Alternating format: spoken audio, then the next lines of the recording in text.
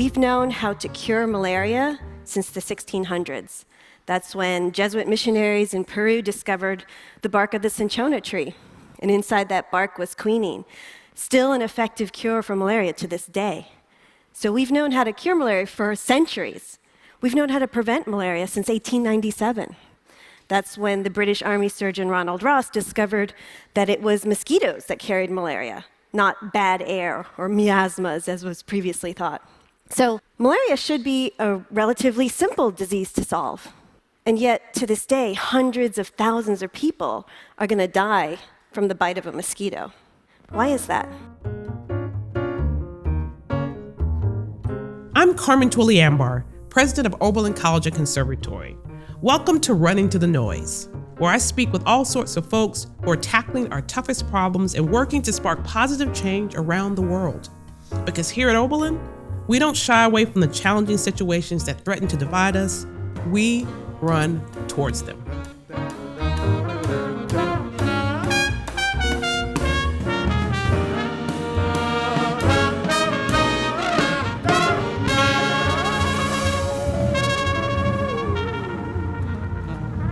Science journalist Sonia Shah has a gift for making stories about microbes and migration read like best-selling fiction. But make no mistake, Shah is a fierce skeptic, challenging our popular assumptions and long-held scientific beliefs about everything from the way we test the safety and effectiveness of new drugs to how we combat infectious disease. In a piece in The Nation published just 1 month after the first case of COVID-19 was reported in the U.S., Shah wrote that exotic animals weren't to blame for the virus. The real culprits were humans and our assault on the environment. She's like the best friend who tells you the truth you don't want to know, but you need to hear. Her tough love has earned her fans and accolades. Shah is the author of 5 books, and her TED Talk, 3 Reasons We Still Haven't Gotten Rid of Malaria, has been viewed by more than 1 million people around the world. This year, she was awarded a Guggenheim Fellowship for her trailblazing work, joining past honorees Rachel Carson, James Baldwin, Ken Burns, and Thelonious Monk. Shah's newest book, the soon-to-be-published Special, The Rise and Fall of a Beastly Idea, might be her most radical challenge yet to our collective wisdom, the notion that we are the smartest creatures on the planet.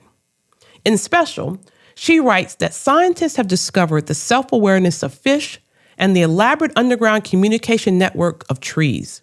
They've uncovered a scale and a complexity in the movement patterns of insects and birds that can only be explained by a collective intelligence that exceeds our own.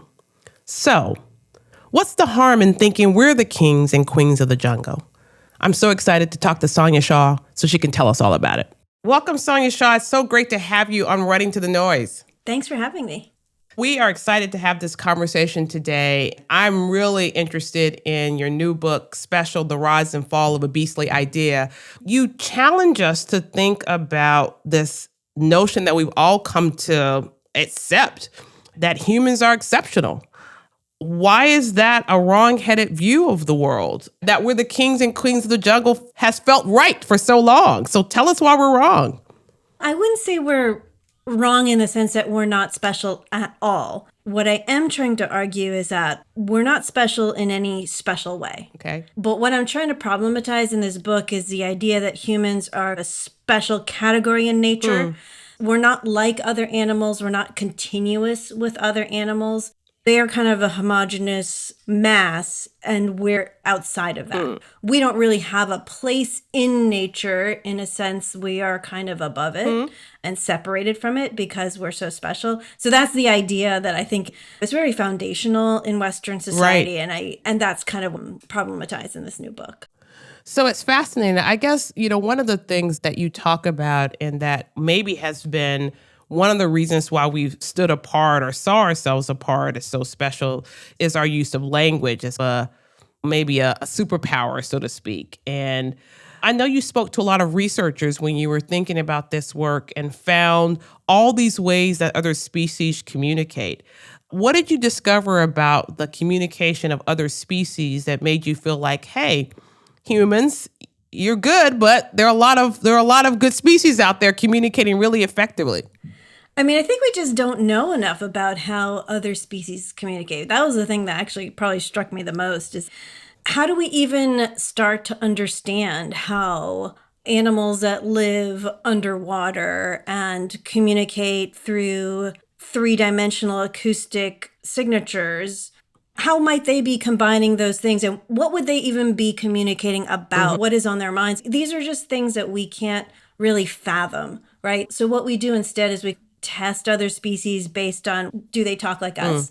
Oh, can they make sounds like us? Can they combine them the way we do? Do they have things like alphabets and phonemes? I think language has been part of the way we look at other species in terms of a hierarchy, right? There's a ladder. Right. And that's a really, really old idea, in the Western tradition, this ancient idea of, okay, there's God, and then there's angels, and then there's humans, and then there's certain kinds of animals, and then there's birds, and then there's vermin, and Right. soil and rocks. And like everything has a rung on a ladder. We've incorporated that into science, even though it actually is not a scientific idea.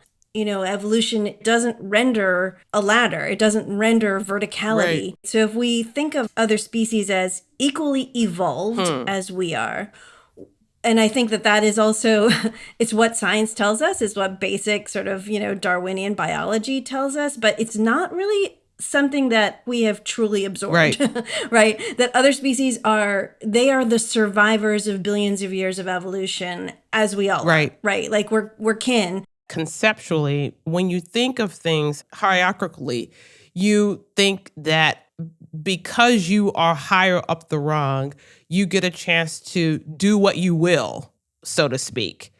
And that means that humans operate in this plane of our planet willing to do things that they might not do if they didn't think of it as hierarchical.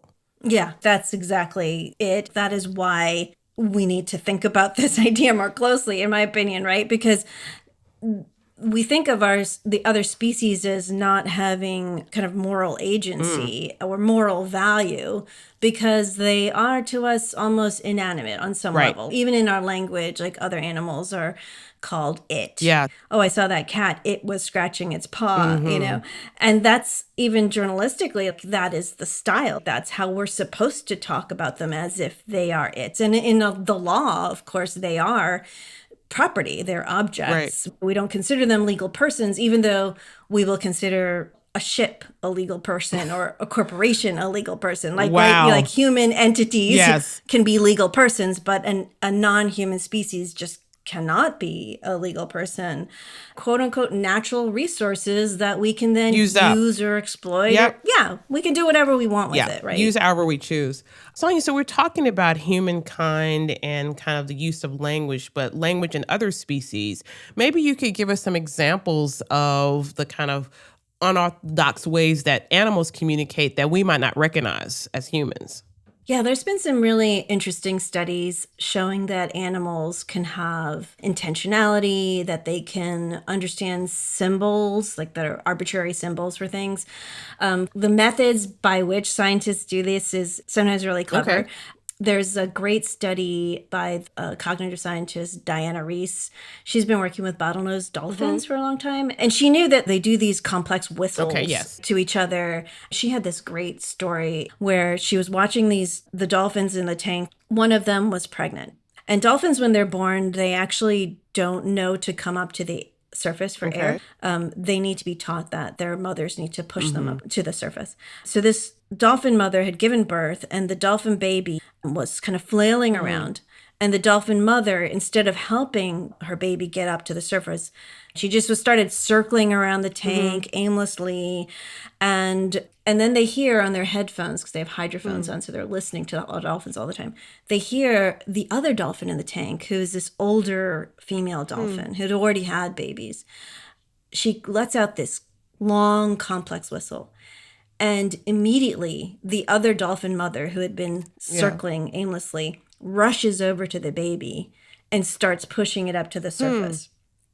These are clues, right? Like what is happening with that whistle? Reese came up with basically what you need is some kind of decoder ring, some kind of code that you know the answers to, and they can learn Right. them. The Rosetta Stone, she essentially. a Rosetta Stone. Yeah. Exactly. So she basically comes up with that by creating a underwater keyboard. Okay. And the keyboard has like 9 keys on it. Each key has a different visual symbol on it. The dolphins can depress these buttons with their nostrums, which is, you know, like what we would call their nose, but it's not their nose. And when they press the button, it makes a computer-generated whistle. Okay. And that is associated with some kind of toy or treat. You know, there's a button that gives a whistle, and then the dolphins would get a ball. Okay. Or they would get a ring, or they would get a belly rub, or whatever. And they keep kind of rotating the keys around like a vending machine. With the keys are always in a different place. So the dolphins start playing with this. And the older dolphins, they press it once and then they're like, I'm out of here. They hear the whistle, no. They just like swim away really fast. But the younger dolphins press the buttons and they start to get the treats, right? And then they understand, oh, I press this button, I get fish. And they keep doing it, She puts it in for half an hour a day. And so there's these different sessions. And then one day she's listening, they're playing with the keyboard, and she hears the computer-generated sound for ball. Right. And the dolphins get the ball. And then she hears another sound. And that is the dolphin making the whistle for ball. And at first, the dolphin's making it, you know, the beginning of the whistle, and then the middle of the whistle, and then it's the end of the whistle. And like they put it together until they finally get like a perfect. They can mimic it fully. Yeah, they mimic it fully. And they're doing that while they're playing with the ball. So it's not like they're hearing the sound and they're like, oh, I'm just going to echo this, right? Like meaninglessly echo it. But they're playing with the ball and they're making the sound. And so she was freaking out. So she like prints it all out, gets the spectrographs, you know, makes sure it's all happening. And then later they find that the dolphins have incorporated that this phrase, computer-generated whistle into their language, own kind of lexicon. So whenever they're playing with the ball, they don't even press the button anymore. They're just when calling they want the ball. They're just calling it. They've essentially learned this word that the humans have come up with that for them, which just gives you a sense of like what their cognitive capacities probably are, right? Incredible.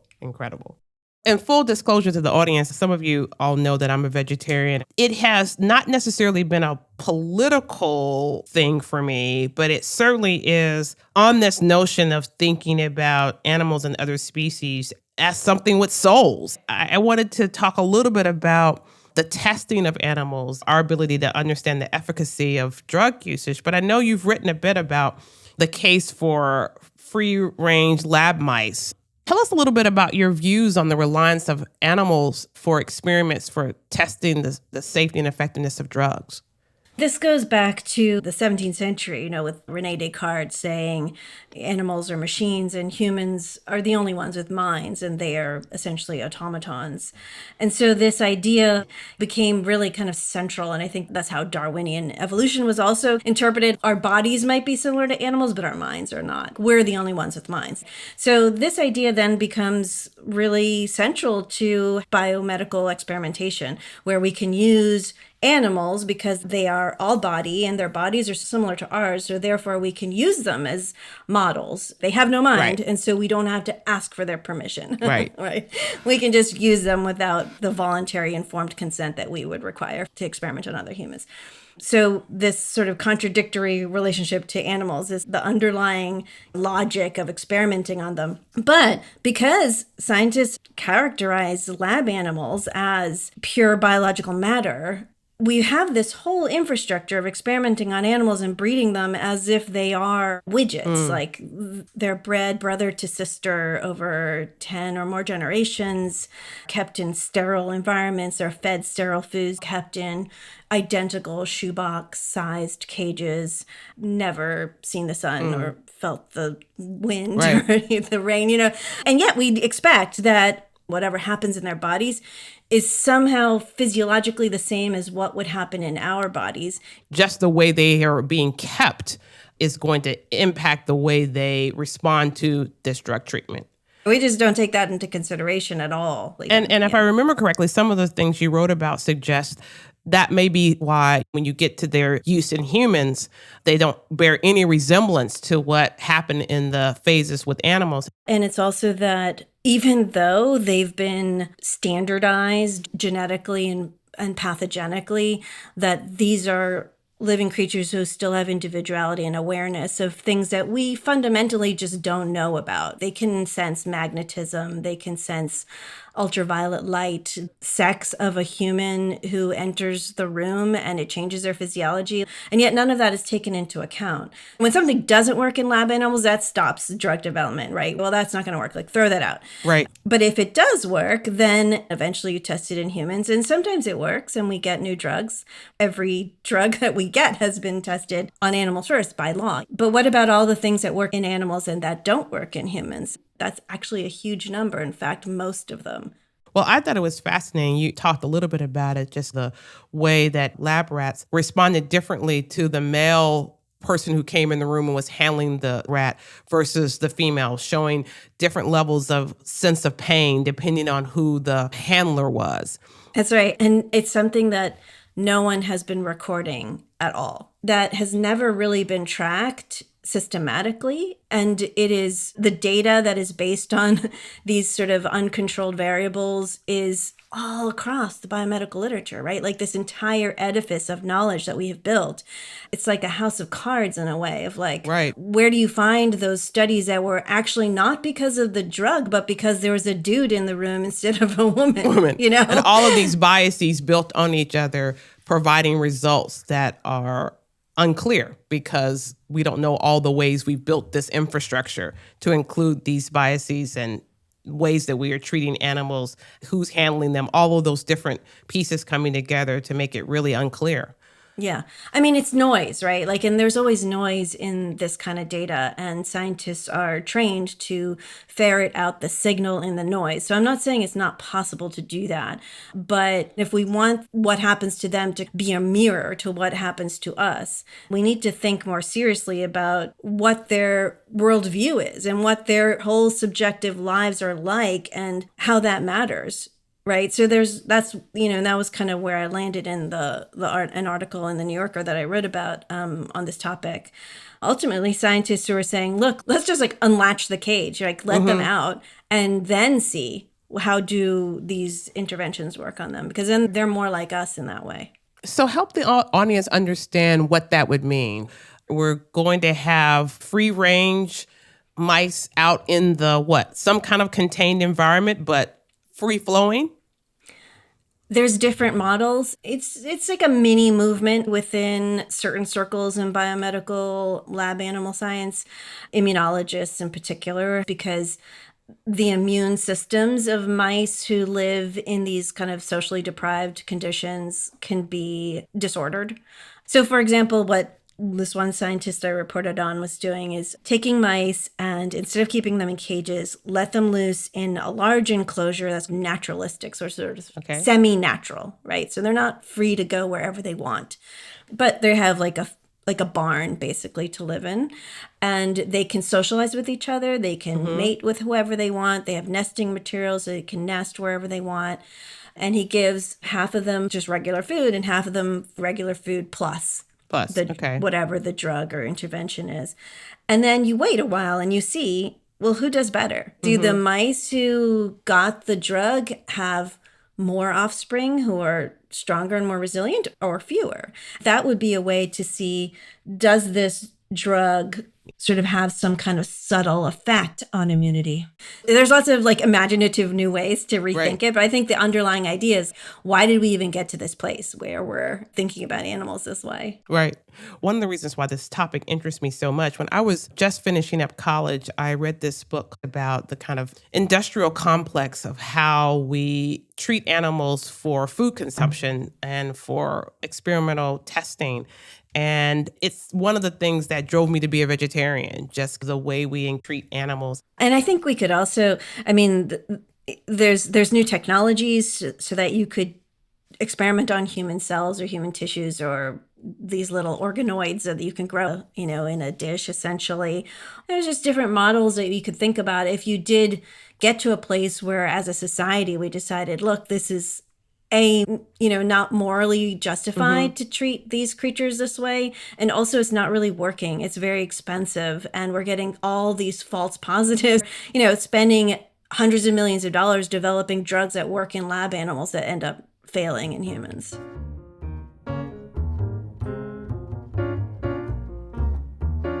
Malaria occurs in some of the poorest and most remote places on Earth. And there's a reason for that. If you're poor, you're more likely to get malaria. If you're poor, you're more likely to live in rudimentary housing on marginal lands that's poorly drained. These are places where mosquitoes breed. You're less likely to have door screens or window screens. You're less likely to have electricity and all the indoor activities that electricity makes possible. So you're outside more. You're getting bitten by mosquitoes more.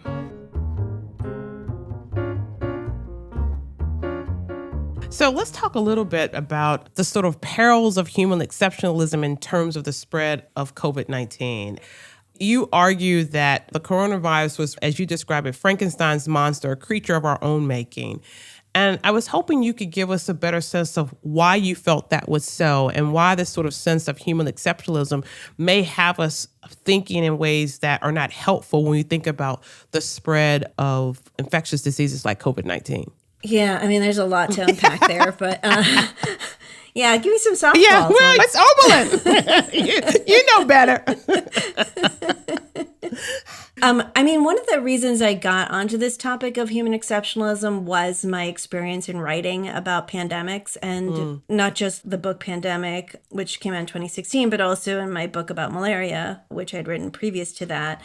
And this sense that microbes are these things that live in germy animals who are unhygienic, and that we have to protect our pristine humanity from being encroached upon by these dirty animal others. It's sort of embedded in germ theory, which is the basis of modern medicine, right? Is the idea like these germs don't live inside of us, they're outside of us. They invade us from the external environment, and we need to like have assault weapons and defenses to ward them off. It's like this kind of military invasion kind of idea. And that's, it's been really successful if you consider antibiotics, like those really work. Right. That approach has served us in some ways. Right? It has served us for sure. But at the same time, I think it obscures the fact that we are microbes. The microbes live inside of us. And a lot of the times when I've been digging into, well, where do these pathogens come from?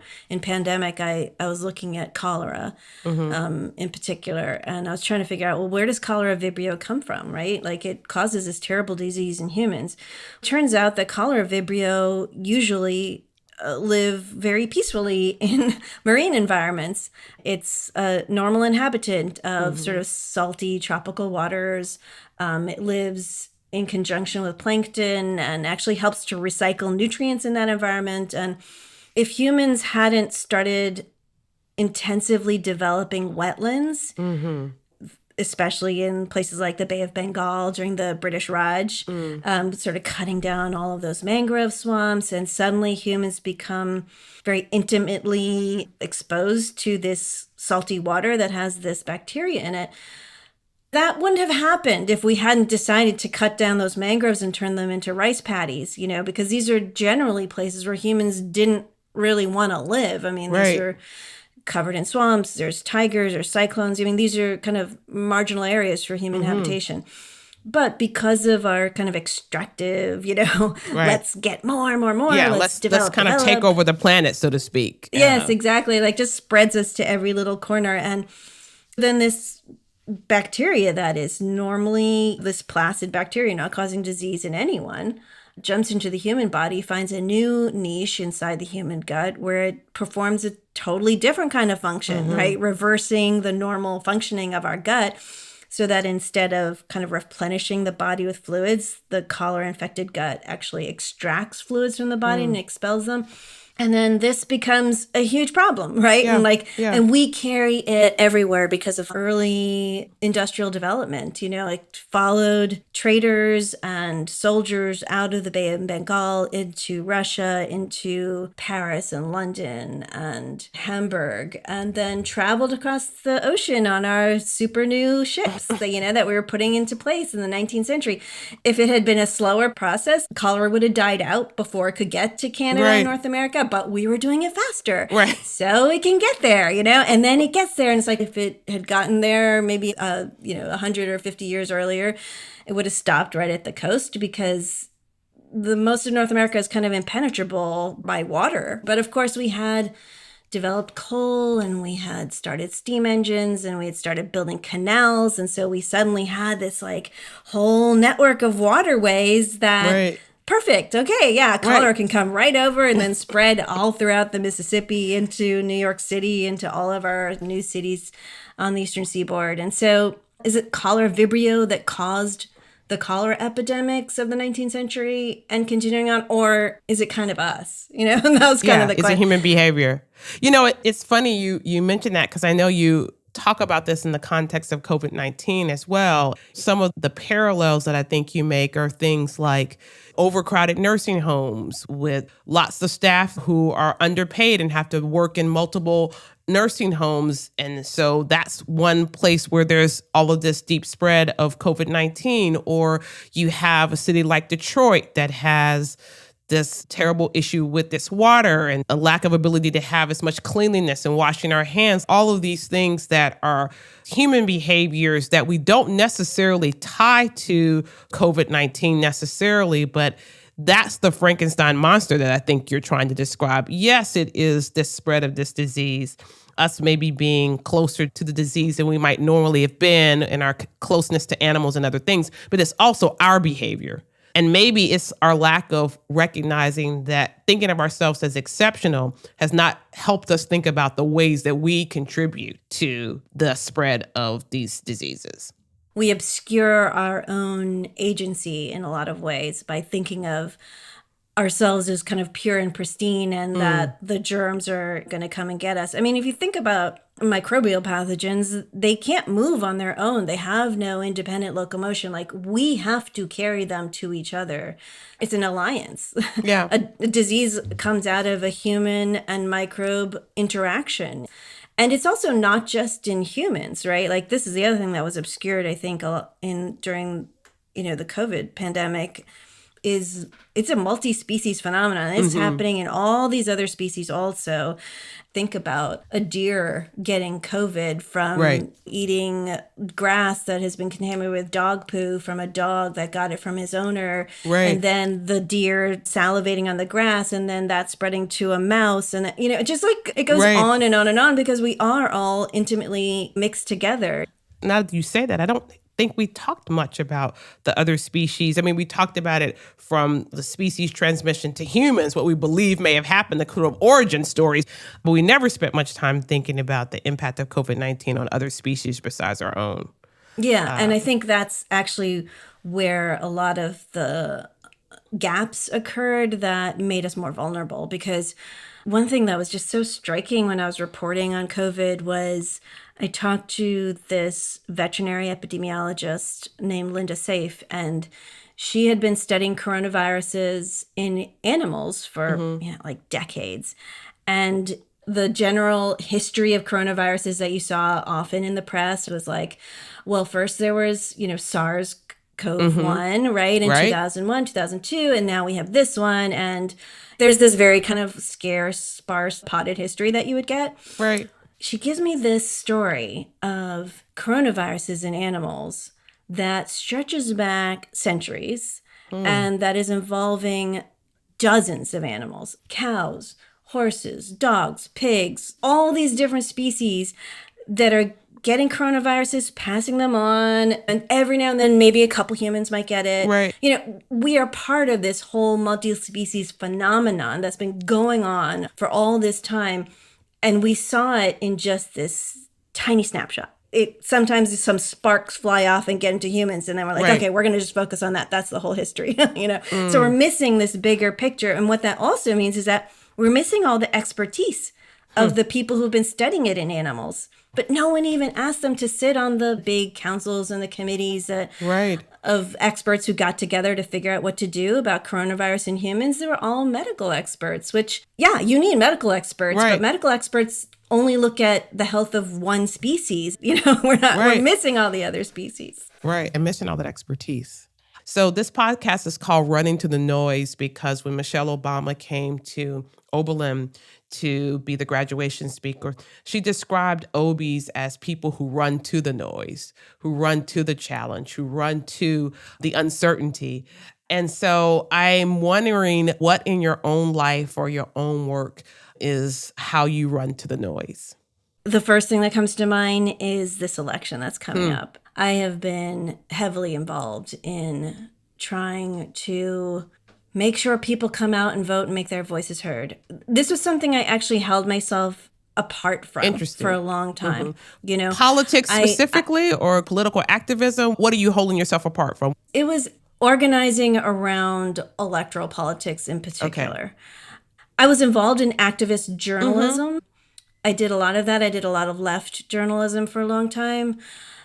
But I never felt like I should do anything kind of hands-on. I don't actively lobby for any policy. Don't be an advocate. Don't go to protests. I didn't do that. Yeah, that wasn't your space.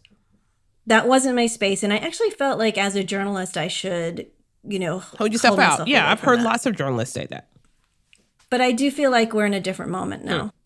Because of polarization and because of the rise of white supremacy and, political leaders like Donald Trump are emboldening those once obscured parts of our society, deeply rooted parts of our society are now being unleashed and emboldened and are coalescing. I think we all need to step up. I have gone way out of my comfort zone, canvassing and phone banking and organizing volunteers to go to swing states, knock on doors, because I don't see how we can live in a society together unless we really speak for it when it's under attack. Right. I can appreciate the sense that the stakes of this election make you do some things that are outside of your comfort zone. I know our students hear that when they're thinking about their own efforts this year to be involved in all sorts of ways, politically, socially.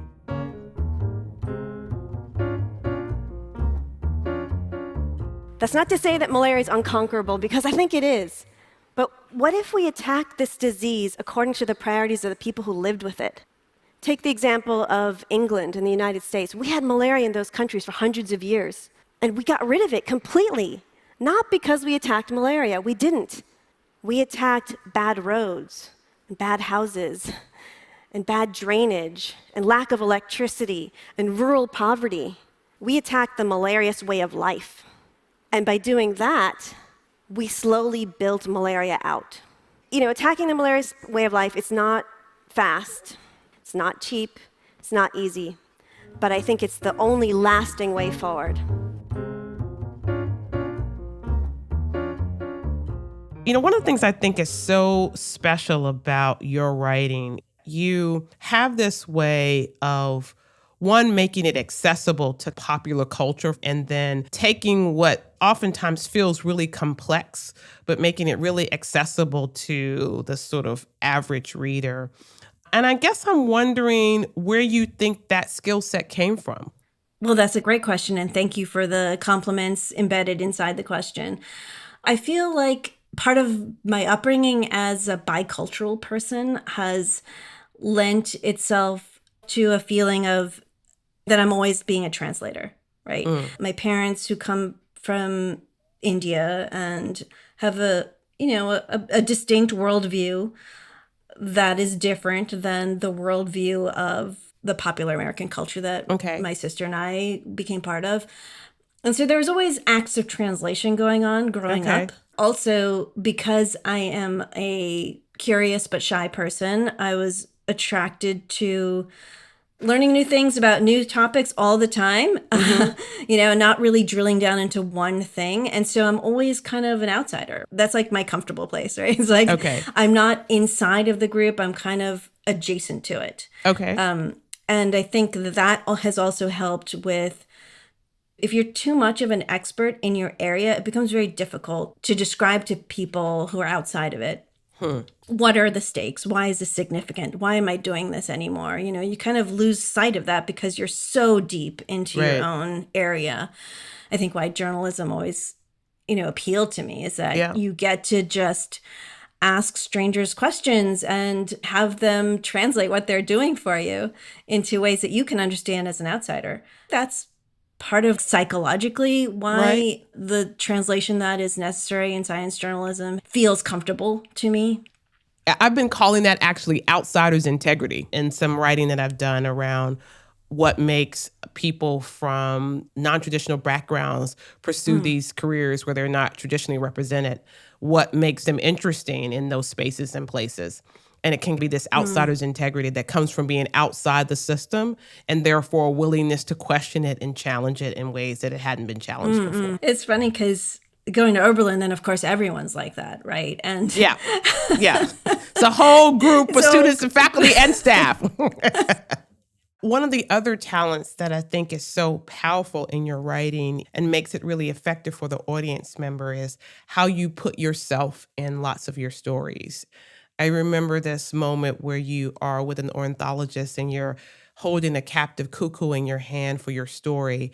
And maybe you could talk a little bit about that as a strategy. Is that purposeful, intentional, or does it just come natural to you? That's been something I've developed in my writing. I was not comfortable with putting myself in my writing in the beginning at all. Why? And I think it was, I guess I just didn't feel like I was important enough or significant, or I didn't think it was interesting. I thought I was there to explain what I had found. You write a book report, right? The person who's reading the book report wants to hear about the book. They don't want to hear about what you were doing while you were reading the book, So I guess I just had that very conventional understanding of what the kind of writing I was doing was supposed to be. But I realized reading and writing, it's such an intimate thing. I know when I'm reading something, I am hearing the author's voice in my head. It's like they are whispering in your ear. Right. And it's a very intimate thing. And it's just me and that person. And it's like we're having conversation. Right. I remember feeling this way when I was on Fresh Air with Terry Gross. And I had listened to Terry Gross for like... all this time, right. All this time. She gets on the headphones, but like, hi, Sonia, I'm Terry Gross. I do an interview show called Fresh Air. And we talked to... And she's explaining this to me. And I was like, Terry, yeah, I know we you. are best friends. What are you talking about? I know right? you. What are you talking about? And I realized then it just testifies to the idea that you have this intimate relationship with the writers that you read. Also, because of that, you have to explain where you're at. You don't go up to a stranger in the supermarket checkout line and tap her on the shoulder and say, hey, I want to tell you all about coronaviruses is mink. And here's some details. That's like rude. Right. You don't do that. You start with where the person's at. Like, oh, hey, I noticed you're carrying this bag with this logo and I have the same bag. You make a connection with the person first. And that requires exposing yourself of who you are and why you want to talk to them. I had that insight at some point. I thought putting myself in my stories was kind of conceited or something. But then I realized it's actually just the opposite. Like holding myself out was what had an arrogance to it. Oh, wow. That is so great. It's such a powerful way to write. And I want to thank you for being the image that our students can look to know that what they want to achieve is possible. So thank you so much, Sonia, for joining us. And I'm so happy that you had a chance to be on Run Into the Noise. Thank you so much. This was lovely. Thanks for listening to Running to the Noise, a podcast produced by Oberlin College and Conservatory. Our music is composed by Professor of Jazz Guitar Bobby Ferraza and performed by the Oberlin Sonny Rollins Jazz Ensemble, a student group created through the support of the legendary jazz musician. If you enjoyed the show, be sure to hit that subscribe button, leave us a review, and share this episode online so Obies and other folks can find us too. I'm Carmen Twillie Ambar, and I'll be back soon with more great conversations from thought leaders on and off our campus.